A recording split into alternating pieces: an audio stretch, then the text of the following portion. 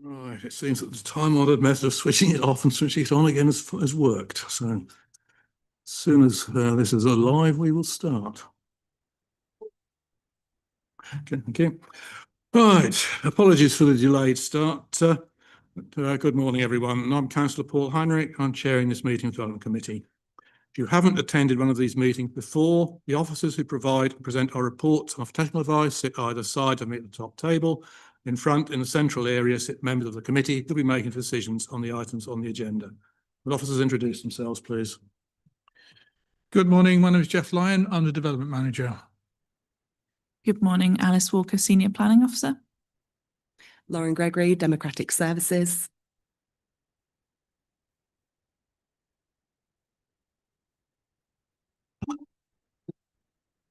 Rob Argyle, Senior Planning Officer. Fiona Croxton, Solicitor to the Council. Thank you.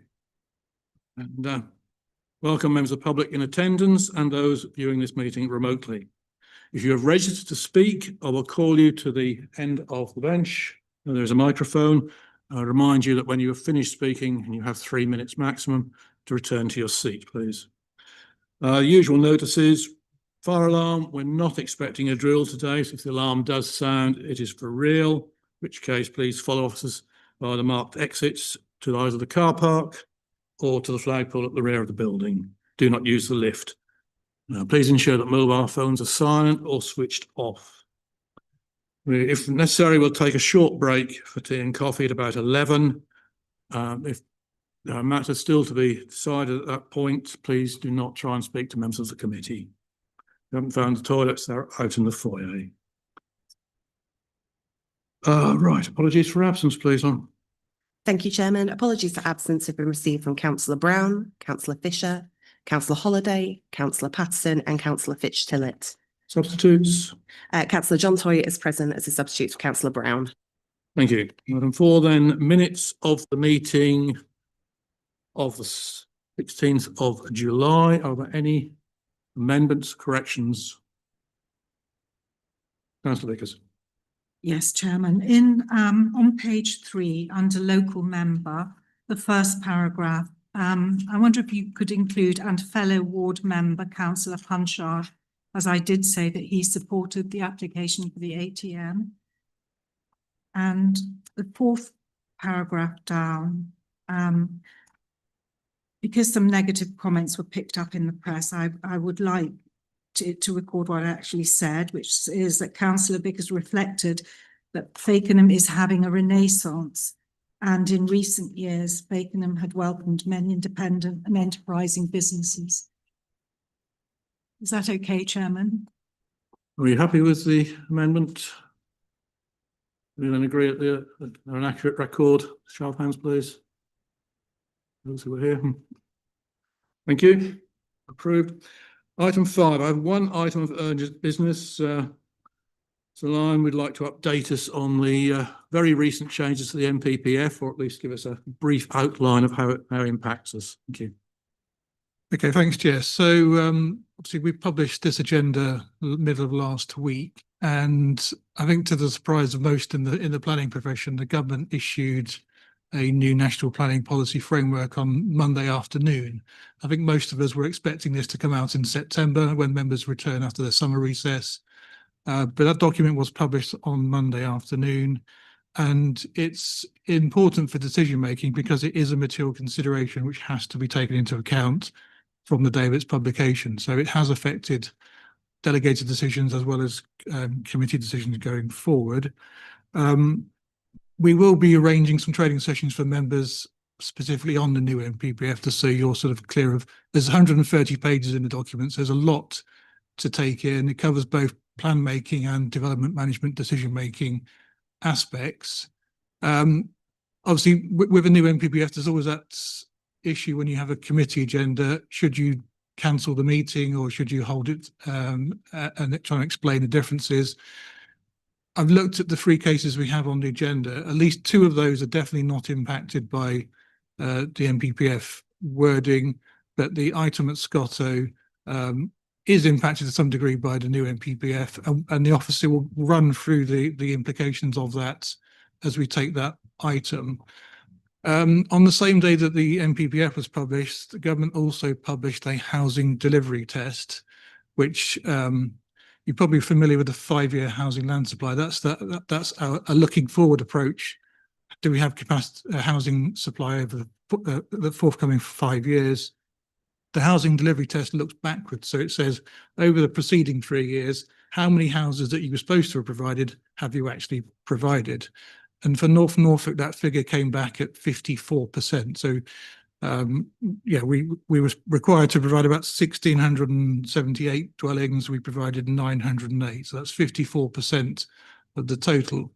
Now, for decision making, that is quite important, because where we fall below a 75% threshold, then there is a requirement to apply the presumption in the new NPPF. So that's a presumption in favour of sustainable development. So that does have implications for development happening outside of settlement boundaries or in close proximity to settlement boundaries. So there are implications for housing applications and other types of applications coming forward. But I say the officer for SCOTO will cover the key changes for that. And I believe a copy of the agent's letter for the application was shared with you yesterday. So hopefully you've got some of the context of the issues being raised. But yeah, so we'll arrange some training sessions at a future date. But yeah, we are working through the implications of that, because where our policy is, well, the key test is our development plan materially inconsistent with the new NPPF, and that's the sort of work that we are now doing behind the scenes, is checking our policies against the new NPPF, because where they are materially inconsistent, we are advised to give much less weight or very limited weight to those policies that are materially inconsistent. So yeah, there's work to do. We're doing behind the scenes, but we do feel confident we can continue with today's meetings with the explanations we'll give for each item. Thanks, John. Thank you. Item 6, order of business will be as on your papers. Do we have any declarations of interest? No, in which case we will proceed directly to item 8, Poppyland PF/25/0902. Mr. Walker, would you like to present, please?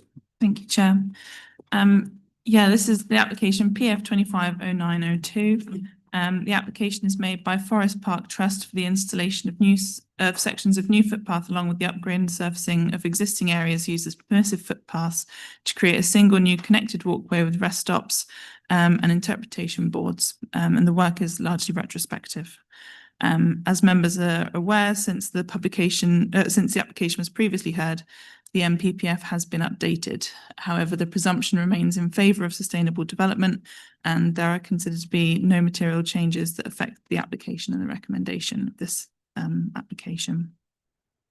As originally submitted, it was considered on balance that plans could be supported by officers, and when the application was presented to committee in June 2026. The application was subsequently deferred by committee members on the basis of residential amenity concerns arising from the proximity of a proposed 400-metre stretch of footpath adjacent to the residents of Bracken Avenue in Overstrand. The applicant has since worked proactively with officers to revise the scheme. It's obviously a returning item, but I will run through the full presentation for the benefit of members who weren't present. So this is the location plan of the route, which runs from Tolls Hill in North Reps to North Reps Road in Cromer.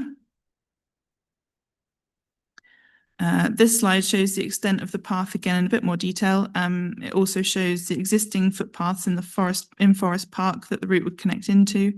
The proposed new footpath sections and upgrades to existing permissive tracks would create a single connected route running from that Tolls Hill in Overstrand to North Reps Road on the edge of Cromer, as you can see there.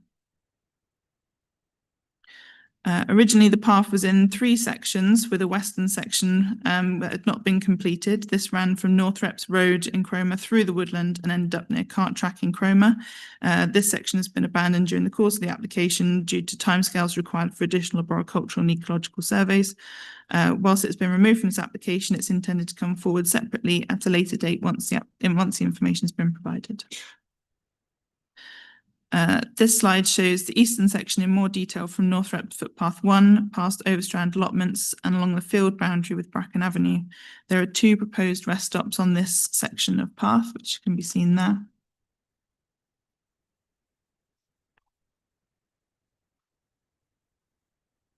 This slide shows the central section in more detail, picking up from the eastern section on the other side of Northrop's Road in Overstrand, coming along the old railway embankment and ending on Northrop's Road in Cromer.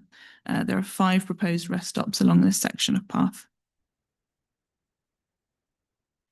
There are 7 proposed rest stops incorporating seating areas, waste bins and multi-sensory interpretation boards installed along the length of the walk. There are 2 sizes of rest stops, smaller 6 by 4 metre plots for 4 people and larger 8 by 4 metre plots for 8 people. Waste bins are proposed to be provided at each stop, and these would be managed and maintained by Forest Park Estate Management. The image to the side there gives you an idea of what the rest stops would look like to the right of the path there, circled in yellow. The proposed footpath would be approximately 2 metres wide and surfaced to a wheelchair accessible standard. The upgraded surfacing is laid on top of a permeable geotextile membrane with a layer of crushed hardcore and a layer of loose asphalt planings on top. This would create a low impact permeable surface. This slide shows the surrounding public footpath connections. The scheme would connect into Northrop's footpath 1 and would have links with the wider footpath network in the area. Members should also note that whilst this is not a rollback scheme, the proposal would provide a viable inland alternative in advance of any future loss of the existing section of permissive coast path, which runs from Paul's Lane car park in Overstrand along the cliff top to the golf club that is actively being eroded. Access is predicted to be severed completely in the relative near future and will require further future realignment further inland. The proposal would therefore provide public benefit and represents a proactive adaptation measure within this first instance, which extends the provision for wider accessibility, but would in the future also help maintain public access and connectivity despite coastal change and contribute to the long-term resilience of the local pedestrian network. These next few slides provide some context and views along the footpath. So this view is from the Overstrand allotments as the path starts heading to west along Bracken Avenue.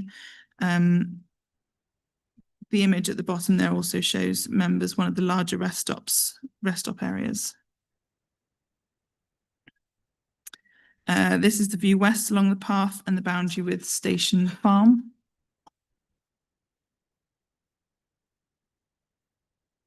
This is a view from Northrop's Road east towards Bracken Avenue. The path does a dog leg around the corner of the field and then heads east, back towards the allotments. This next slide shows the view east along the path and towards the allotments and gives members an idea of the proximity of the path to the dwellings on Bracken Avenue. This is a view up the lane and the access gate.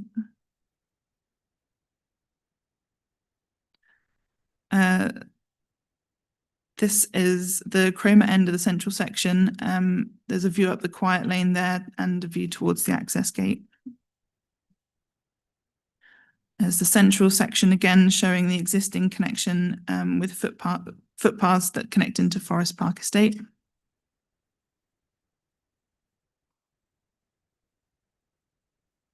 And there again. And this is a view of the central section of path and access gate on Northrop's Road in Overstrand. So given the location of the eastern section of path and the proximity to dwellings' rear boundaries, a significant number of concerns have been raised by residents in Overstrand, particularly Bracken Avenue, regarding the path and its potential impact on residents' privacy and security. Representations raise concerns that overlooking into residents' gardens may occur and there would be increased disturbance to residents with risks of trespass, theft and antisocial behaviour arising from users in close proximity with the rear of their properties. The designing out crime officer was consulted and made a number of recommendations which are detailed on page 14 of the agenda. In assessing the proposed footpath against those recommendations, it is considered that in the sensitive location, the footpath would be sufficiently wide, largely straight, and would provide clear sight lines for users. The nearby properties would provide an informal level of surveillance for the path, which itself would deter antisocial behaviour. There would be multiple private access and egress points for adjacent residents along the path.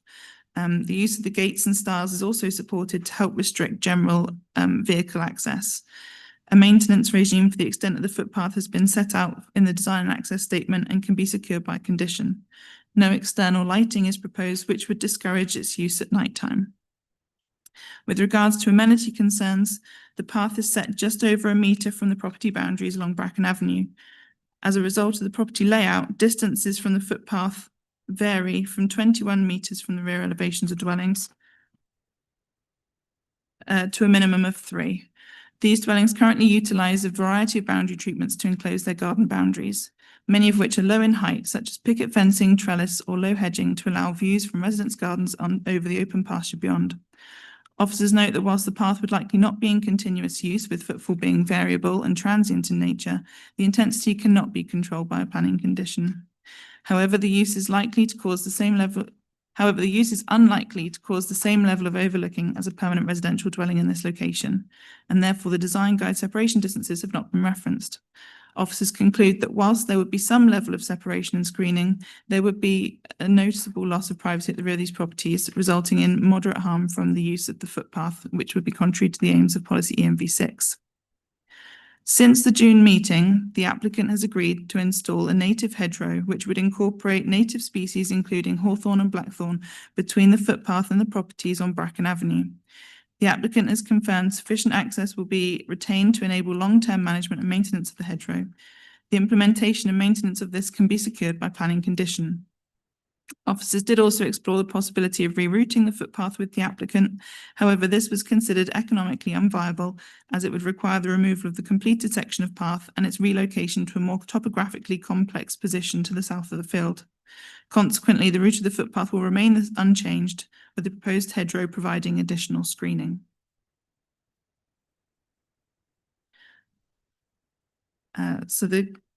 This just shows the location of the proposed hedgerow. So it would go in the section of grass there between the properties and the footpath.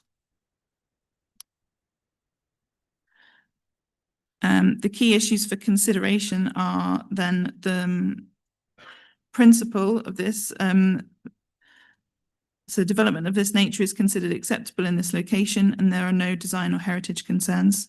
There are limited landscape and visual impacts. The path is a permeable, low-impact construction, is not considered to cause detriment in terms of flooding. The development as proposed would open up a previously private area of land for public benefit and would provide an enhanced piece of green infrastructure for the area, providing a new pedestrian link and encouraging outdoor recreation.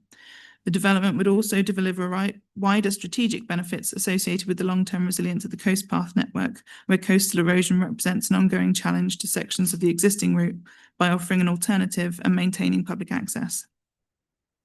Weighed against these benefits are the amenity impacts. There would be a level of overlooking and loss of privacy to nearby residential properties on Bracken Avenue from the 400-metre section of footpath.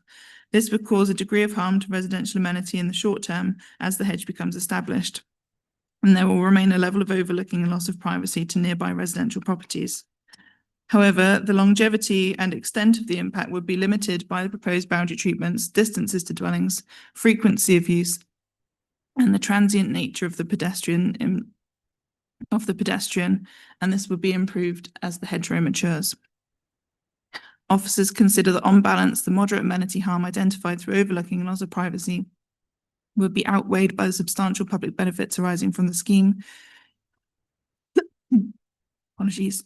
Including enhanced public access to the countryside, improved safety, enhanced recreational opportunities, greater connectivity, and alternative route to the coast path.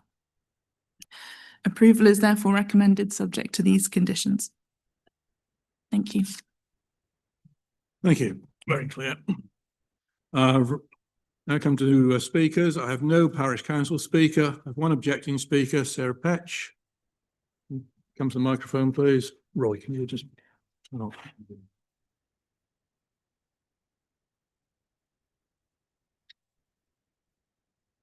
You have 3 minutes. Thank you. Good morning. Good morning. My name is Sarah Petch. I speak again for the residents of Bracken Avenue and Station Farm.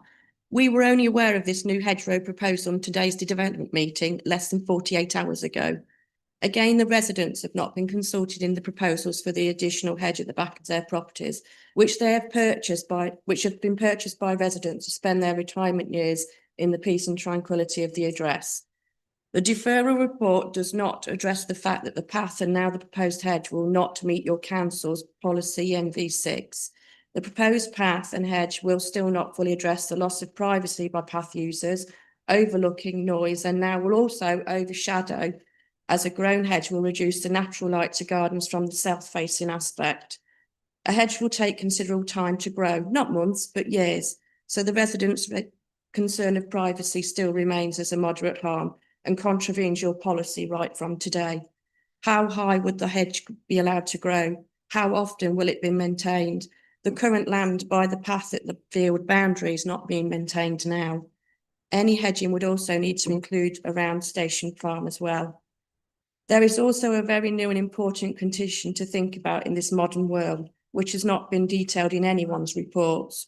We are now in a climate with drier conditions, and this is only going to get worse with the ongoing climate change. As we've recently seen, the risk of wildfires is significantly higher within our dry side of England. Having a hedge between the path and the property boundaries will provide an increased and very high risk of wildfire if path users discard used cigarettes, have barbecues in open land, or leave litter. Residential properties will be at a greater risk of fire damage or even the loss of people's homes. If you recall, when I presented at the last meeting, I demonstrated that some residents' windows are just over 7 metres from this path, half of your recommended dwelling window to window standard distance for secondary rooms. We understand that the applicant and the officers have worked together to find a solution, but for the officers to suggest that rerouting the path is economically unviable should not even be a consideration for the council. The facts of the path should be determined by your own policies and not to the applicant's financial concern. According to the Forest Park letters submitted through our doors on December 24, when the path work had already started, the applicant had secured funding through farming in protected landscapes and DEFRA.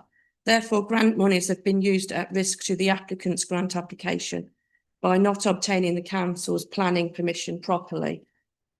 Please do not forget that this new proposed path will become an alternative route for the coast path. Hundreds of people use the coast path in the tourist season, and thousands use it a day if the coast path is used for charity runs and walks. As you come I'll have to stop you there, I'm afraid. Your 3 minutes is up. Okay. Return to your seat, please. I have one supporting speaker, Will Woodrow. Chairman, can we remind speakers that they may sit down?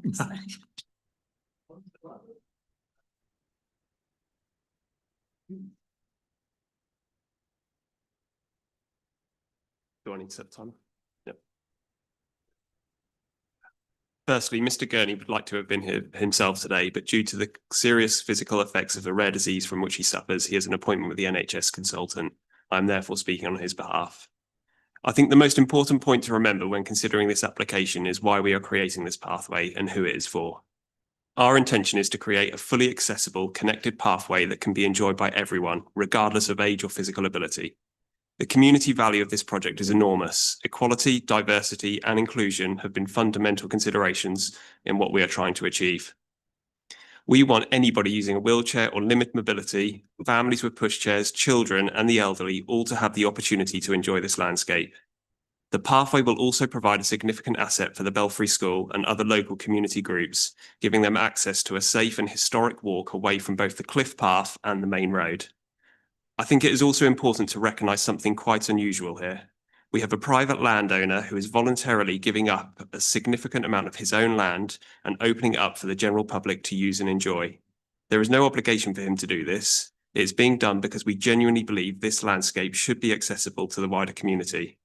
Importantly, this project has been partly funded through government grants from FIPL and DEFRA.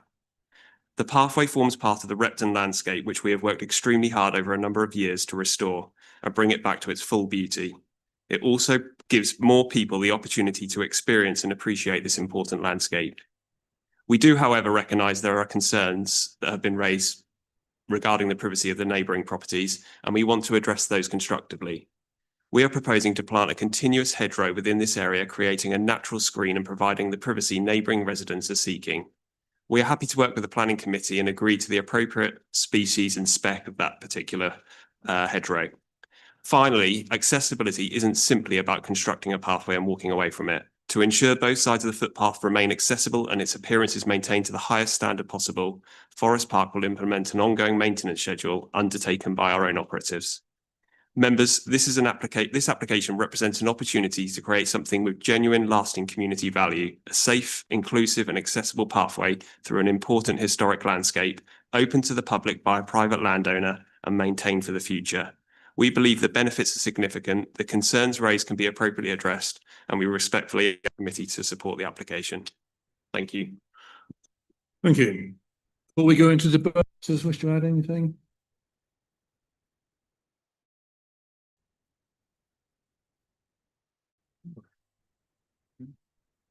Okay, members. Councillor John Toy. Well, Mr. Chairman, members of the committee and members of the public, it's good to be back because I've been here for a while. Now I'm a substitute. So, yeah, look, I understand the residents' issues, but I live in the countryside and retired. But I also know that I don't own the land opposite. There could be a submission for a barn. There could be a submission for affordable housing. Unless you own that land, you don't purchase a right to that view. And we need to understand that. So I think that we've come up with a compromise. I think we need to encourage active travel as the portfolio holder for sustainable growth and understanding the environmental impact. We need to stop using our cars. We need to get on cycles. And this gives us an opportunity for people from North Reps, and hopefully people will realise and expand the network to travel into Cromer without using their car. So I think it's a good scheme. I didn't realise it was a Repton landscape, and that is important for North Norfolk. Therefore, I would be happy to propose acceptance as the officers have done. Thank you.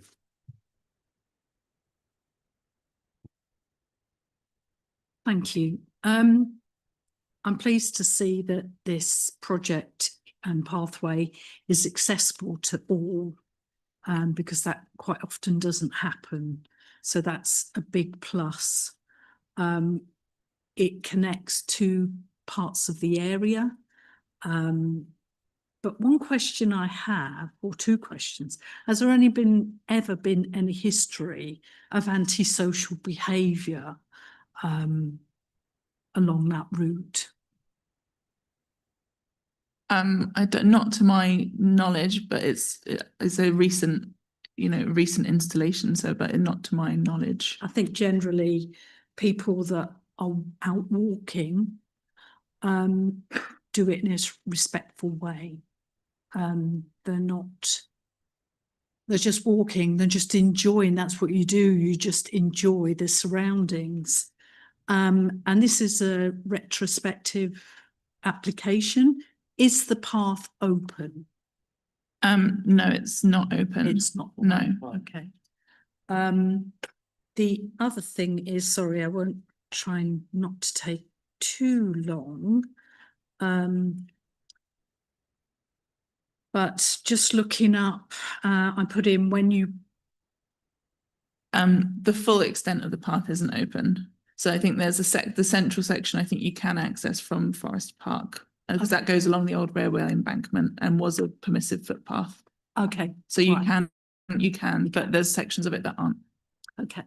So I just Googled, when you buy a house, can you expect visual privacy? And buying a house does not guarantee complete visual privacy as much as we'd like it. While you, as Councillor John Toy added, is that you legally own your land, but you don't own a view, and you only can have so much privacy. I live on the side of a road, a small road, but it's a busy road. And I have people walking along there quite regular. They can look right into my kitchen, which is okay. But you can't expect to buy a house and have your privacy completely. There's no guarantee. So I would be quite happy to second this as being approved. Thank you. Just want to sort of say, obviously, this is a land use question that we're being asked here. It's changing from an agricultural field to a permissive footpath. So we need to consider what's the impact of that change of use of the land to allow that footpath. And if you were a resident living near to the site, as we've indicated in the report, that situation would change. And so whereas before you would never have had people walking behind your land, you now have people walking behind your property, which when you perhaps bought your property, you wouldn't have expected that to have happened. So I think we need to recognise that there is an impact on amenity, but this is a planning balance judgment. So we're weighing up what are the benefits of the proposal against those harms. So we're not saying there aren't any harms, we're saying there are harms, but the public benefits of this project outweigh those harms. And that's the decision that you as a committee have to weigh up to say, do you agree with that, or do you want to reach a different conclusion? Thanks. Thank you. Right, Councillor Hankins, then Councillor MacDonald, then Councillor Vickers. Thank you, Mr. Chairman. Could we have the map back up, which illustrates the hedge, the new hedge? And I'm particularly concerned, my question is about fire risk. What is the distance between the hedge and the woods to the right?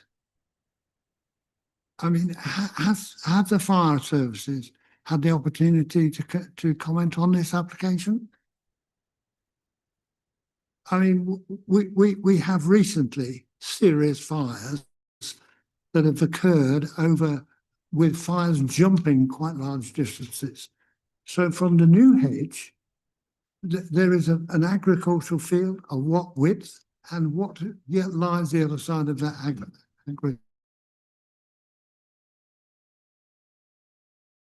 agricultural field, please. So we haven't had the fire service consulted on it. The hedge would run along that field boundary. So, and there it would be sort of, you know, it is an open field that's used for grazing at the moment.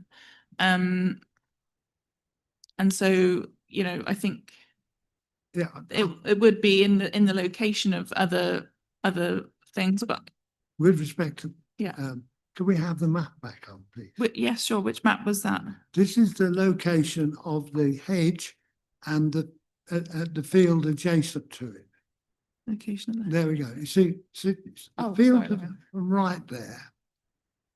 What is beyond that? I can see some woods there.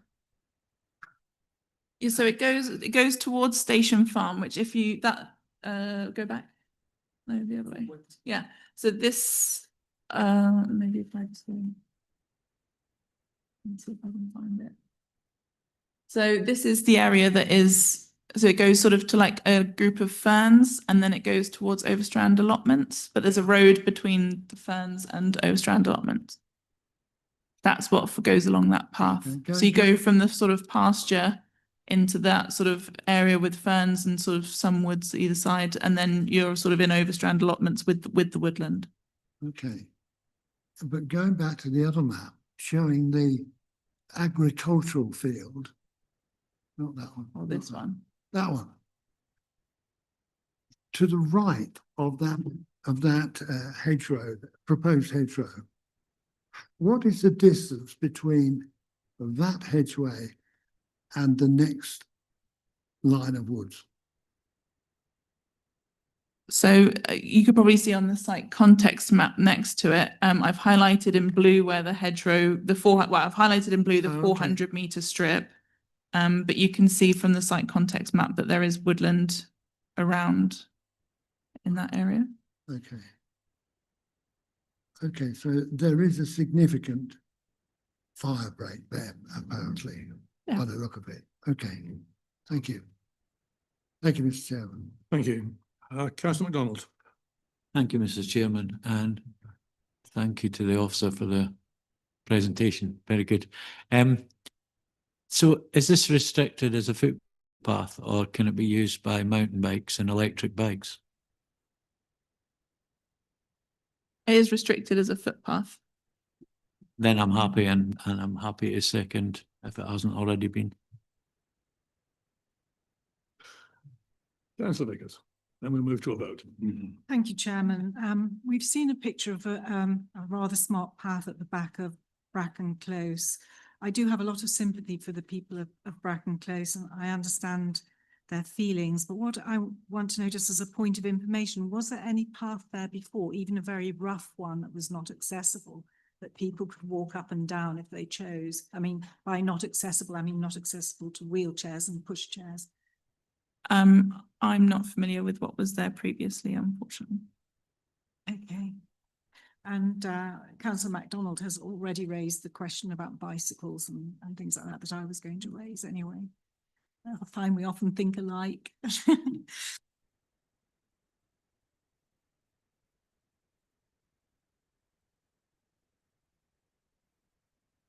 Yeah, just on the questions that have been raised about, is this a walkway rather than a cycleway? I mean, the application makes clear that it is intended to be a walkway, but I suppose the obvious question is, how would you stop a cyclist if they wanted to use that footpath?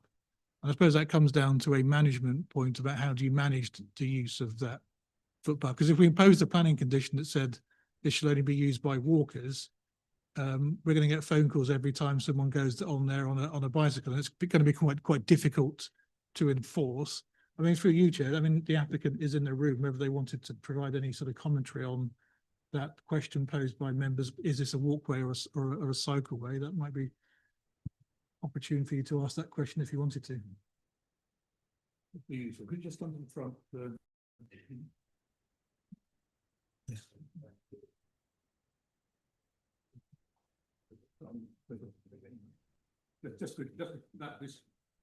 Just this particular question, exactly who and what can use it and how it will be managed, please.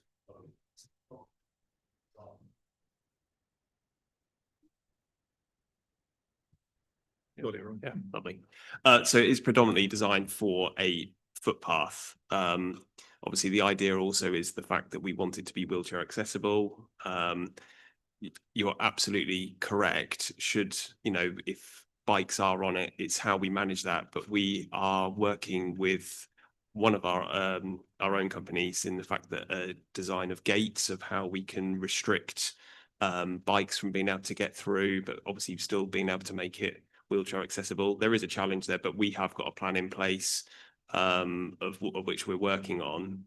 But things like, you know, we don't want any other form of vehicle down there. So it is predominantly a footpath, wheelchair, pushchair, but it's that balancing act of how we find the way to make it to deter other types of forms of transport going down there.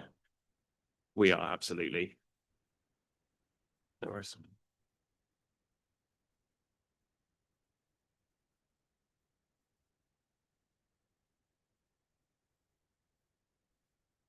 Okay, just picking up from what the applicant has said, if you see on the list of conditions, there is a recommended management and maintenance plan, and we could capture that, those sort of finer details as part of that. So there is a control over how we manage the use of the footpath. Okay. Yeah, I mean, the odd bicycle going up and down may not bother the residents so much, but dirt bikes and noisy dirt bikes, I am concerned about that.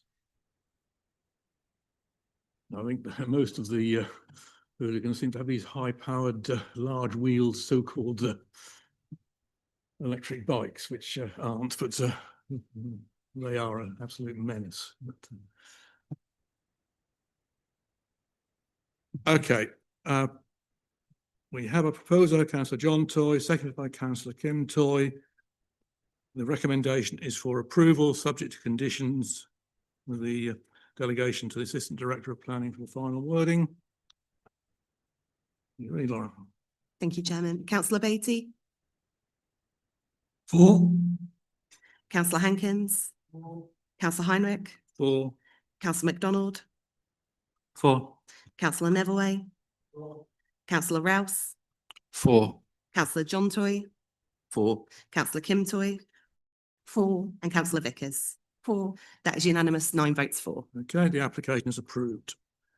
We now move on to agenda item 9. That is Scotto BF/25/2438. This one has been before us before. It is now returning with further information as requested at the time of deferment.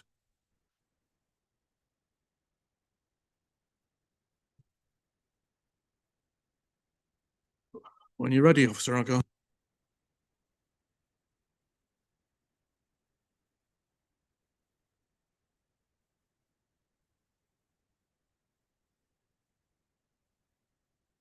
Right. You good? Okay, cool. Okay. Right. Good morning, members. Thank you for your time this morning as we reevaluate the previously deferred item. Since the last item's discussion, we have received the requested enforcement officer report from the enforcement team. The agent has also provided a heritage statement, a self-build statement, and secured an agreement to purchase credits. On Monday, the government also published the new NPPF, which I will address after the recommendation. I will just give a brief overview of the proposal for those who are not in attendance and to refresh those who were. So the site is in Scotto on North Walsham Road. It's currently partly constructed.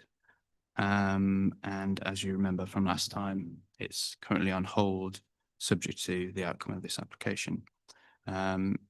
It's for a reuses bricks, which have been cleaned, which have been declared in the statements provided. If we just go through to the next picture, the photographs. These are just the elevations from the same as last time. Yeah, so remember that, yeah. So these are just the photos which show what the building used to look like. And obviously it's been removed now in its entirety. However, the applicants have salvaged brickwork to be reused, which I'll show an example of following confirmation from the applicant that these are an example of the reused bricks rather than new bricks, which I stated last time. So yeah, if you just go across to the, it's like the next one. Yeah, that one. So these are an example of the reused bricks. As you can see, previously I did state they were new, but it's been confirmed that these are an example of the reused one. So just want to make that clear. So at the presently, enforcement action is on hold, which has resulted in the application coming forward. So as per the final recommendation, remains a refusal. However, on the part resolution of nutrient neutrality on the credit purchase agreement with Norfolk Environmental Credits on the 12th of August, this has resulted in the third reason for refusal being removed from the recommendation. The refusal reasons are just for principle and the impact on the heritage of the site itself. So I will now go through the agent's email and address the new NPPF material considerations. Following publishing of the new NPPF on Monday, 17th of August, it became a material consideration and was considered a material consideration as of that day.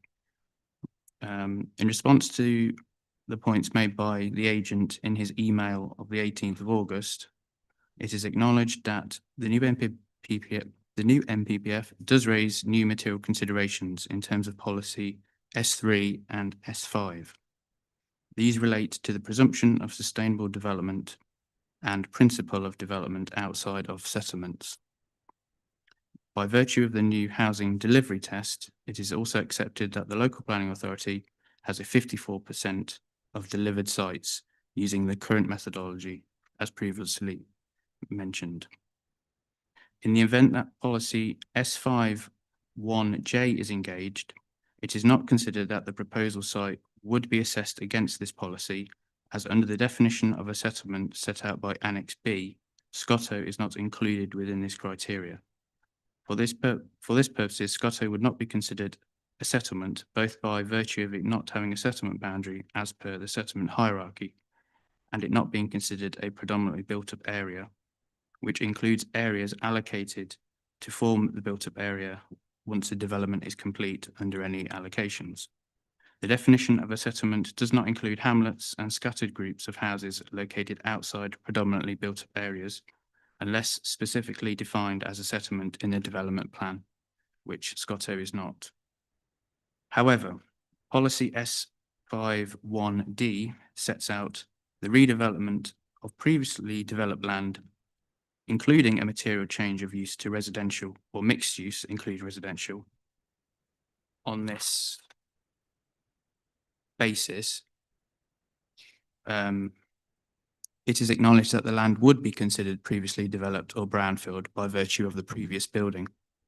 Therefore, there is a material consideration that the NPPF includes as part of this criterion. Changes to residential use are included.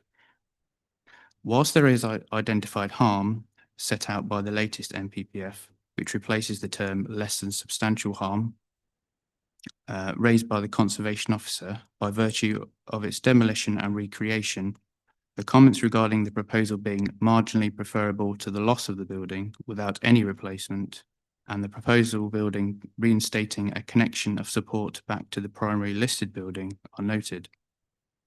As set out in policy S5, only certain forms of development should be approved outside settlements, as set out in the following list. These should be approved unless the benefits of doing would substantially outweigh by any adverse effects when assessing against the national decision-making policies in this framework, this being the aforementioned 5(1)D brownfield sites. Following the submission of the updated documents and the new NPPF, the recommendation remains refusal. However, it is noted that the case is very, very finely balanced, made even more so following the new NPPF and its material considerations. Thank you very much. Thank you. I have no, yes, I do. I do have a parish speaker, Councillor Stephen Fuller. Front, please.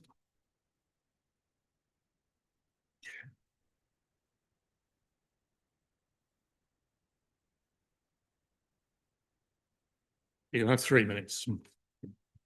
Thank you, Chairman. It's a statement from Scotto Parish Council regarding the application number PF/25/2438. Scotto Parish Council has been made aware of the recent retrospective planning application and the issues contained within. For many years now, Oddfellows Hall, the barn, has become an unfortunate eyesore to the village of Scotto. Years of neglect and lack of maintenance had led to a gradual deterioration of the building. The site has become a considerable danger with evidence of collapse, a crumbling asbestos roof and overgrown vegetation. Scotto Parish Council were aware of the concerns among local residents for the aforementioned reasons, and consequently it is encouraging to learn that the property has been acquired with the intention of restoration and conversion into a residential home, and therefore we supported the original planning application. With the owner having begun works in 2025, it appears the fragility of the original structure of the barn, once various fabrication was removed, resulted in the collapse of some structural walls. It is our understanding that bracing was used to mitigate against further loss of the structure, demonstrating that every effort was made to retain the original.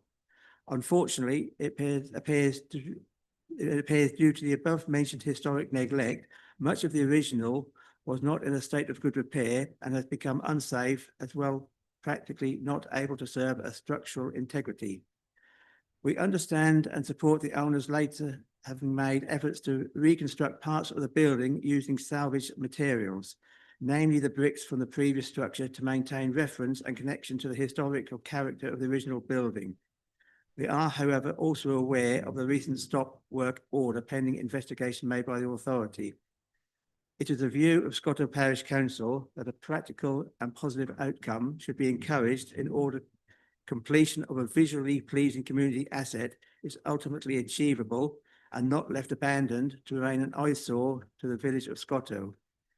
We look forward to receiving news of a satisfactory outcome for all parties. Thank you. Thank you. On to your seat.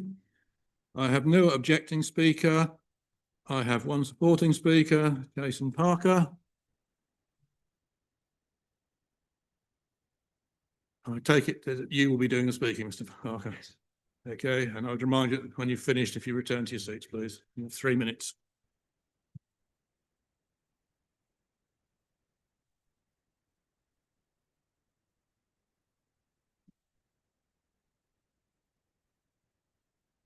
Thank you very much. Chairman, members, thank you.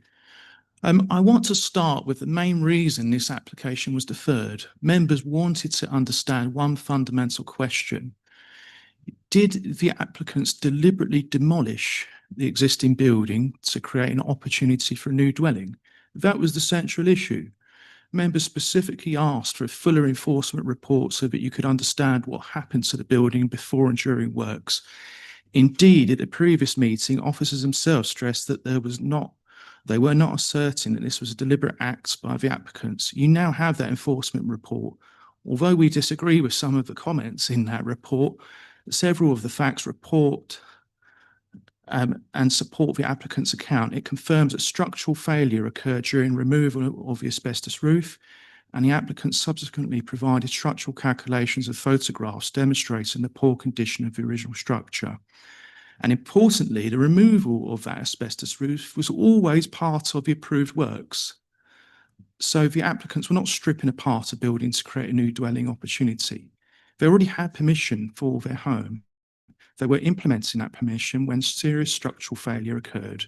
The north gable collapsed, other masonry became unstable and dangerous. The applicants then salvaged what they could.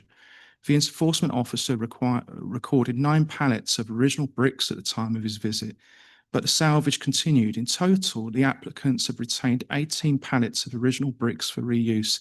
This is hardly consistent with somebody setting out to demolish a historic building. It demonstrates an intention to save the original material and put the building back.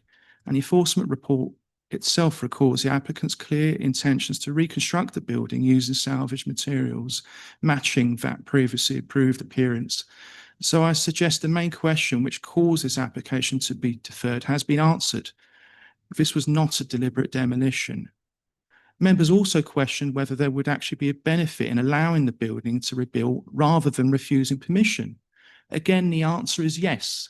The council's own heritage assessment concludes that rebuilding would be preferable to leaving the building absent. It would reinstate its relationship with the listed building, and it would result in a less heritage harm than leaving an empty site. Refusal cannot bring the building back. Approval can reinstate its historic form, reuse substantial quantities of original material. Even on the normal planning balance, those are real benefits which should override the harm. But since members last considered this application, there's been a dramatic change, as you've heard, which was underplayed. The delivery test was 54%, well below the 75% threshold. The impact of that is now that the tilted balance applies. That is now engaged. That means that permission should be approved unless the benefits are substantially outweighed by the adverse effects. Your 3 minutes is up. You return to your seats, please.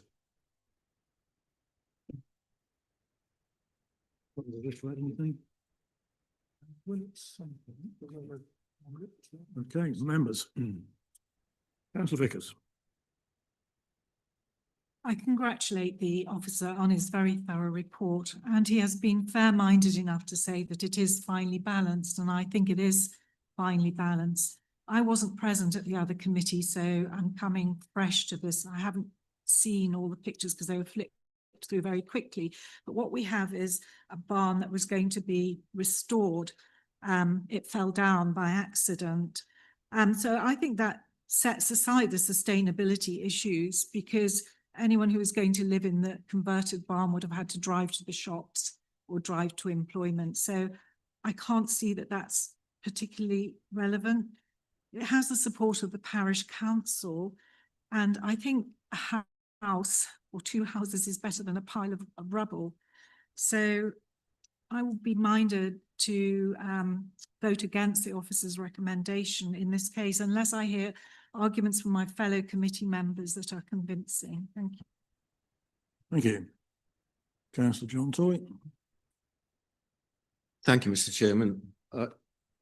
Yeah, I gave this some considerable thought, and thank you again to officers for their report. And it's difficult to do these things. Yeah, we don't want to encourage people to you know, which was the concerns before, to dismantle buildings. But I don't think that's been the case here, and I think that's been evidenced. I have some questions around settlement boundaries from our plan. So are we saying that this, although Scotto has a settlement boundary because it has a parish council, because it's not a small growth village, then it's not considered a settlement, it's in the countryside? Is that what we're saying? But also, if we look on HOU 1, it talks about the remainder of the district, all remaining settlements and countryside. They are expected to deliver houses in those areas. We expect infill, whether if it's not a recognised area, does it fit within the 9%, or does that not happen here? I'm asking officers to answer that, because I know that we can go 9% outside the boundary, because that's written earlier in the plan. So I think that, you know, we need to deliver houses of all tenures. We'd obviously love to see all affordable housing, but we need to deliver houses of all tenures so that there is growth. As it stands at the moment, subject to answers from officers in terms of those settlement boundaries and how that fits with the plan. And the other things that we've spoken about, I actually stand with Councillor Vickers that I think I would have to go against officers' recommendation in that balance. Thank you.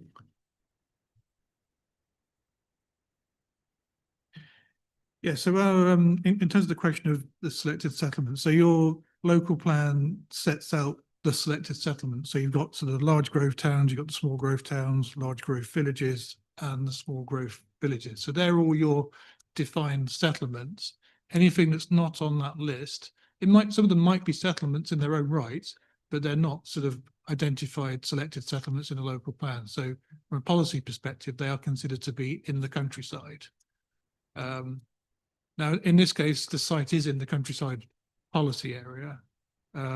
So and it's not sort of immediately adjacent. So for the small growth villages, for you to get permission for a house, you would need to be immediately adjacent to the settlement boundary under the policy. Obviously, the NPPF does change things in many ways, but it's not suggesting that it's carte blanche, you can put anything anywhere. There is still a focus on delivering that growth in sustainable locations. So that is kind of directing things to be physically well related. I think that's the term that's used in the NPPF to an existing settlement. And an existing settlement would be, as I said, one of those lists of selected settlements in your local plan. I mean, we've recommended this for refusal. There's a lot of nuance in this application, and a lot of things that sort of pull in one direction and then other things that pull in a different direction. So as you've probably seen in the report, in terms of the heritage impacts, it's not the primary listed building, but it's what our conservation officer calls a support cast to a listed building. So it's still important, but obviously it's not as important as it would have been if it would have been the primary listed building. And clearly there is harm through losing that supporting cast building as a Curtis listed building.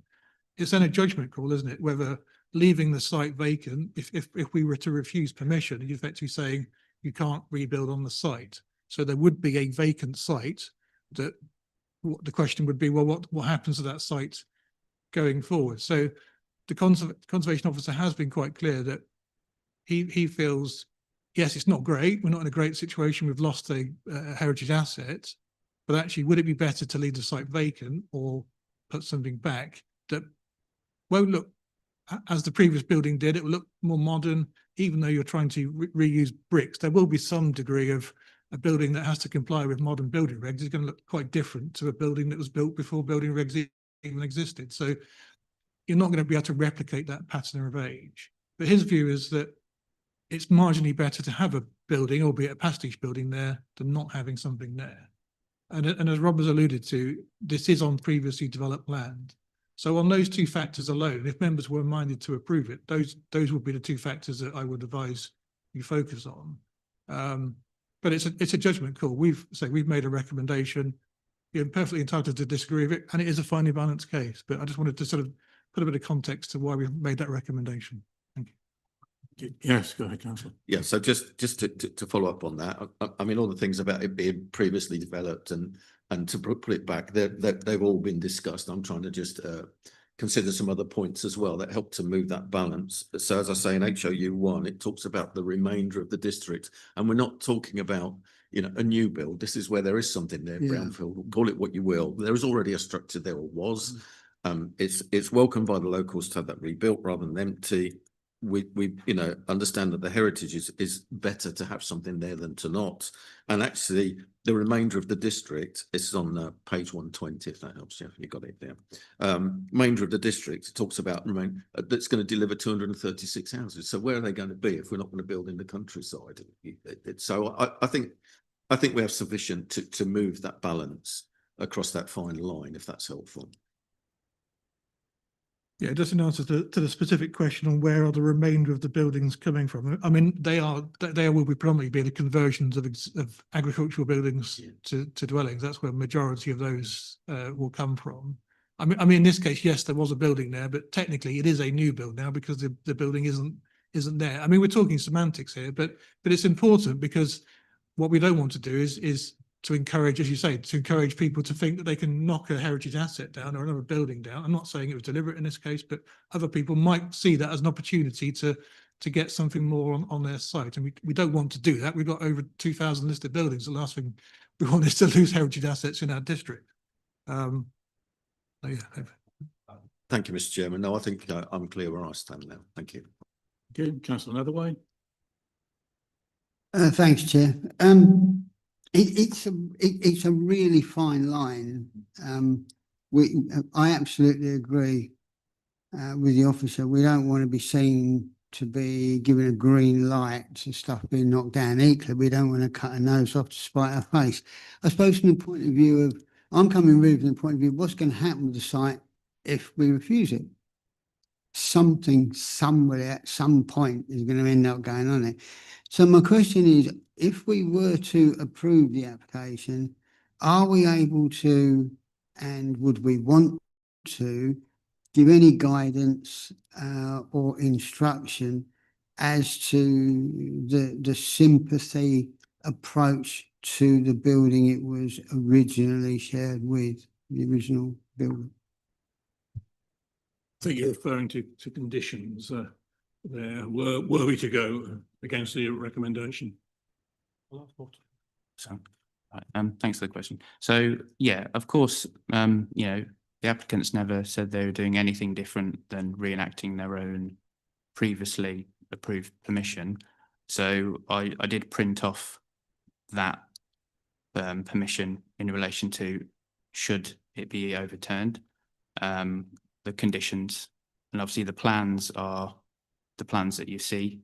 So it would be the standard conditions, but presently we would be unable to approve it in full because the nutrient neutrality is not completely resolved. So it would be a resolution to approve subject to that, in a similar vein to the film studio that I had.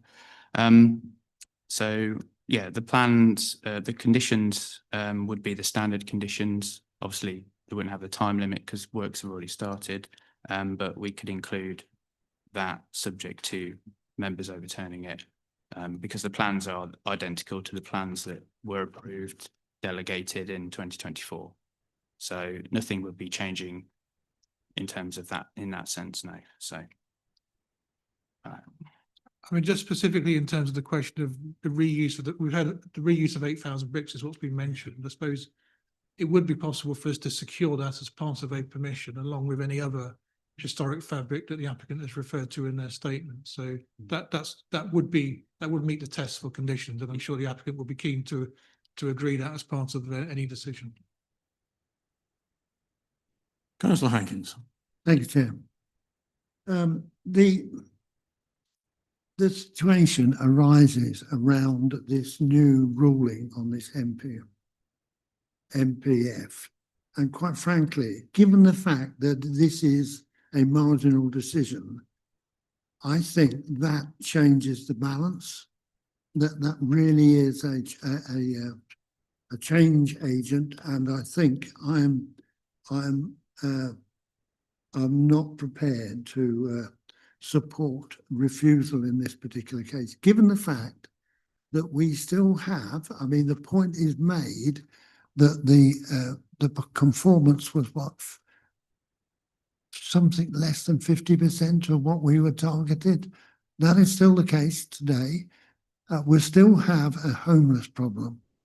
So I think the sort of emphasis here should be on providing additional houses. So I cannot accept the officer's recommendation, albeit, you know, I understand that it is a very tricky area, and as you said yourself, it's a very nuanced situation. So to summarise, I think the change in MPV tips the balance. I think we should, I will object to this. Thank you, Mr. Chairman. Okay, I think I'm getting the mood of the members here. So the recommendation is for refusal. I'm assuming I'm not going to get a proposer and seconder. So I shall have to follow the usual procedures and propose and second from the chair. I'll be not determine how I'm likely to vote, but there we go. Laura. Thank you, Chairman. So just to confirm, a vote for would be a vote for refusal, a vote against would be a vote for the application. But we'd need a separate vote for that, but it's just. If you want to approve, you vote against the officer's recommendation, just to be clear. Okay. Councillor Beattie. Abstain. Councillor Hankins. Councillor Heinrich. Against. Councillor MacDonald. Against. Councillor Neverway. Councillor Rouse. Against. Councillor John Toy. Against. Councillor Kim Toy. Against. And Councillor Vickers. Against. That is 8 votes against, 1 abstention. Okay, in which case I now need recommendation for approval, subject to conditions, final wording to be delegated. And just also add that obviously we've got the nutrient neutrality point. The applicant has got an offer for credits to be purchased, so that will be subject to those credits being purchased prior to the decision being issued, and then we'll issue it subject to conditions. Okay, thank you. Proposer. Councillor Rouse. Seconder, Councillor Hankins. Do the vote, please, Lauren. Thank you, Chairman. Councillor Beattie. Abstaining again. Councillor Hankins. Councillor Heinrich. For. Councillor MacDonald. For. Councillor Neverway. Councillor Rouse. For. Councillor John Toy. For. Councillor Kim Toy. 4. And Councillor Vickers. 4. That is 8 votes for, 1 abstention. Okay, so the application is approved, subject to final wording and agreement with the planning department. Thank you. Okay, we'll take a 10-minute break now, I think, given we had the delayed start. And that will leave us with 1 application plus the usual administrative aspects. We can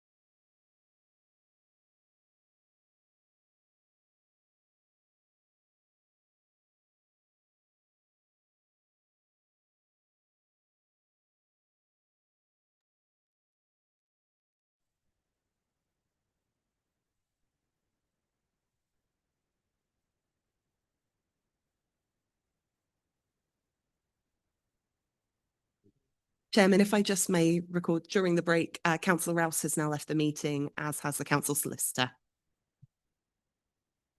Thank you. Okay. Last main item for today, item 10.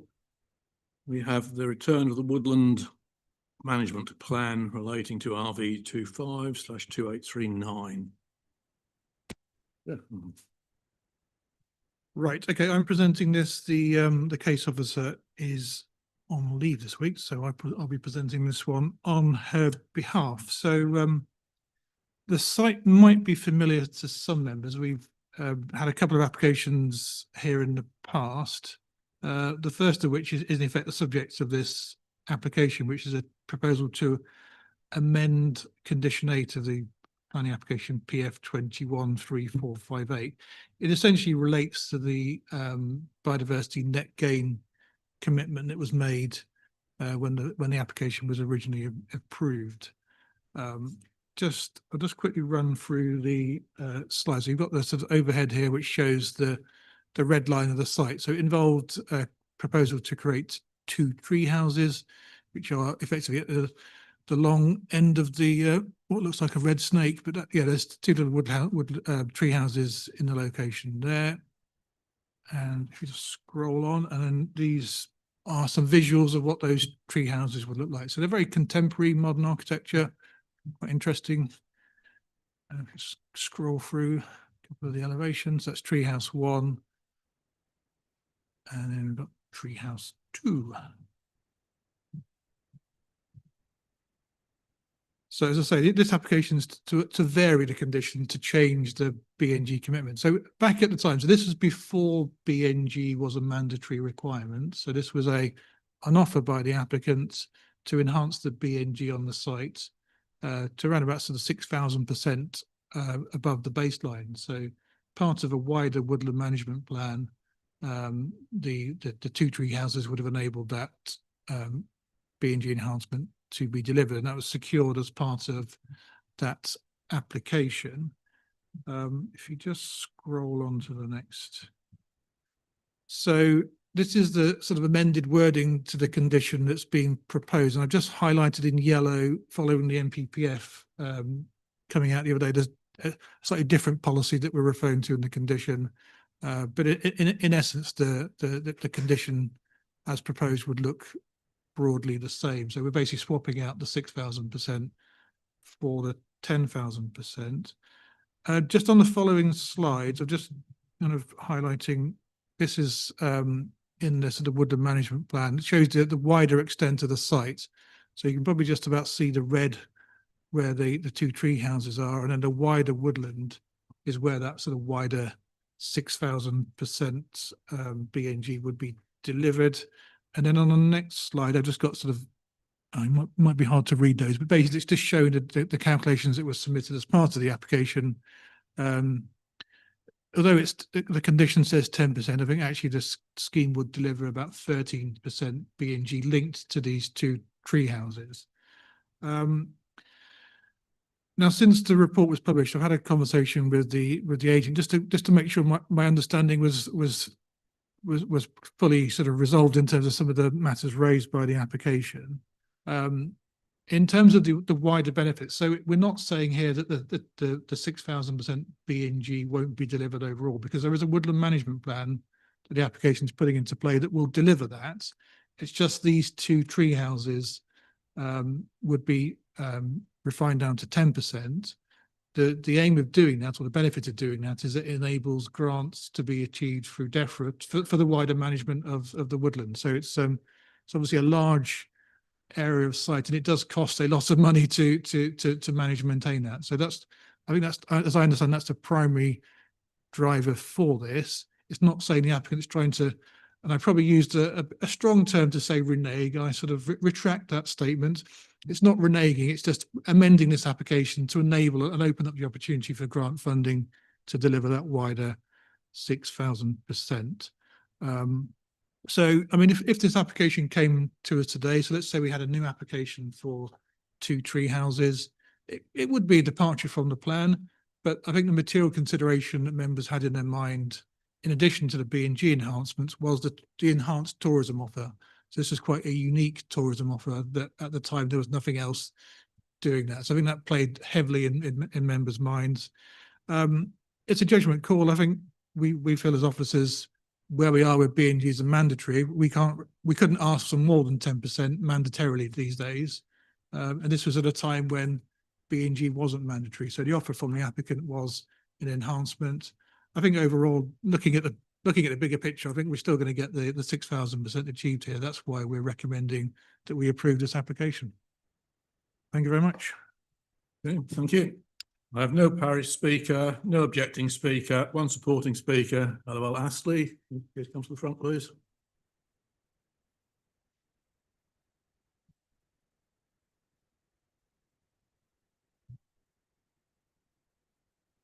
Thank you.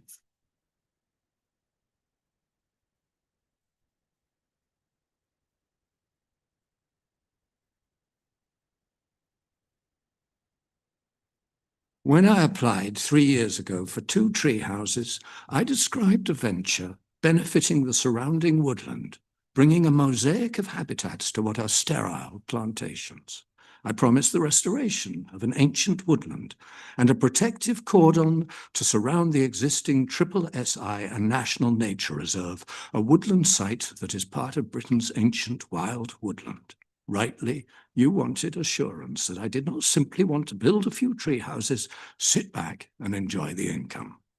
We entered into an agreement covering the entire woodland, whereby I covenanted to provide a very considerable BNG of 6,000%. Since then, I have collaborated with an ecologist from the Norfolk Wildlife Trust, and together we have developed an ecological blueprint that is far more ambitious in scope than envisaged in the original management plan. Natural England, with whom we have a successful 50-year partnership, is keen to grant the estate approved body status so we can take over the management of the National Nature Reserve and increase its size threefold. The problem I have is this. My agreement with you makes the entire woodland ineligible for grants. I cannot access funds to carry out non-profitable conservation works of the kind that improve our region's biodiversity and protects our ecosystem. It is this grant income, supplemented by treehouse revenue, that will help secure 4 jobs and deliver a truly remarkable conservation program. By entering into this stewardship scheme, you can be confident that the biodiversity net gain you demand will not only be reached, it will be surpassed by a very considerable margin. It will afford a better scheme than I could ever provide under the existing agreement. The estate is steadfast in allocating a biodiversity net gain to the 2 tree houses that precipitated this existing agreement, even though at the time there was no BNG requirement to do so. I thank the officer for the recommendation for approval of this revision. This project will be a tremendous boost for North Norfolk's conservation. I hope you agree. Thank you. Thank you. Yeah. Just one sort of comment that I forgot to make in my presentation. If you look on page 78, the actual recommendation in the report makes mention of the creation of a habitat bank prior to the issuing of any planning permission. Having spoken with the applicant's agents earlier this week, this application doesn't include a habitat bank with it, so we wouldn't be requiring that to be secured prior to the grant of this permission. If a habitat bank is to be created in the future, that can happen, but that would be secured separately away from this planning application. So there's no need to delay issuing this whilst we wait for a habitat bank. Just wanted to clarify that for members. Thank you. Councillor Hankins, local member. You have 5 minutes if you wish. Yes. I think the amendment that has been introduced in terms of biodiversity and tourist attraction is extremely interesting. And I personally, as a member for the area would support it. There is no objection I had from, there were two parishes concerned, and no objection from those parish councils. And I would commend the proposal that has been made to this committee as a significant improvement and move forward in both biodiversity and innovative tourist attraction. Thank you, Mr. Chairman. Thank you. Members, Councillor MacDonald. Thank you for the presentation. Thank you, Chair. I think I've got no problem with it whatsoever, and I'm happy to propose we accept. Thank you, Councillor Toy, John Toy. Yeah, thank you, Mr. Chairman. Yeah, I'm pleased that officers point out that the reason which was in the report for the sort of separation of it so that grant funding could be available, and for someone who's done grants through his portfolio can see the real effectiveness of grants and actually believe it will probably deal better than we were even expecting in the first place. And I think it's a good balanced report, and I'm happy to second. Thank you. Anybody else wish to speak? Straight to the vote. Just very briefly to say, for me, it's a bit of a no-brainer. I mean, it's an excellent proposal for conservation and leisure and tourism, so I'm happy to support the officer. Thank you. Okay, we'll go to the vote then, please. Recommendation is for approval, by the way, just to remind you. Thank you, Chairman. Councillor Beattie? For. Councillor Heinrich? For. Councillor MacDonald? For. Councillor Neville? Councillor John Toy? For. Councillor Kim Toy? For. And Councillor Vickers? For. Of the eligible voting members, that is unanimous for. Thank you. Application is approved. Right, we'll just move on to the last items on our agenda. So, development management performance. Let me teeth around that one. Right, I'm trying to be brief. I've been keeping an eye on them. There's no water coming in yet, but yet.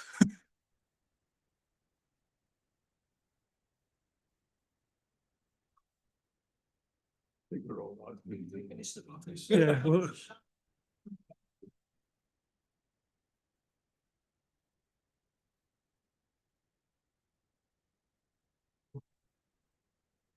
right, okay, so page 113 of your agenda. So we've got the performance for May. We didn't issue any major decisions, but we issued 52 non-major decisions and 92% within time. And our 24-month period and performance for majors and non-majors is the same as the previous month. So 97% for majors and 94% for non-majors. So again, continues to be pretty good. In terms of the quality, in terms of these are the application appeal decisions that are overturned. The figure's gone down, which is good. That's why it's green. So we are getting fewer appeals overturned for non-majors, and we've had 0 majors overturned. So yeah, again, our appeal track record is pretty good. In fact, more than that. The page 114, the two section 106 obligations that are referred to, unfortunately, they weren't attached to your agenda, but they relate to 2 previous applications that have been to committee. So we've got land north of Valley Lane in Holt and land west of Langham Road in Blakeney. Those draft section 106s are currently still circulating, having a few issues with the Holt one in terms of getting it progressed. But officers are doing what they can to kind of engage with the applicant to get that matter progressed. But that's where we are with the two outstanding section 106s. Happy to take any questions, Chair.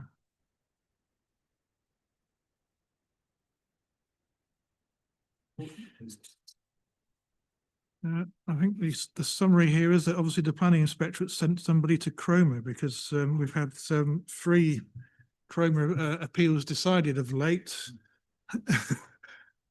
So yeah, so if we look on pages 117, 118, we've had two appeals at Cromer, so both related to the same site. They were appeals dismissed, and also a decision at Catfield for a certificate of lawfulness that was also dismissed. And We've also had another one in Cromer. We've had an enforcement case. Again, that was appeal dismissed relating to windows going into UPVC windows going into a grade 2 listed building. So yeah, there'll be some work for the enforcement team to follow that decision. But yeah, all in all, it maintains a very good performance on appeals. Thank you. Yeah, I think the appeal results on those windows in conservation areas is going to be a wake-up call for us when we get more of these, which we're certainly going to do as people try and improve the thermal efficiency of houses. So it'll be interesting to see where we go now, given those. It does give a good precedent. So, unless anybody has anything to add.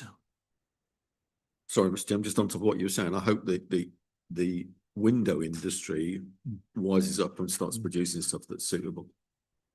Yes, it would be useful if affordable hardwood double glazed was available to these purposes.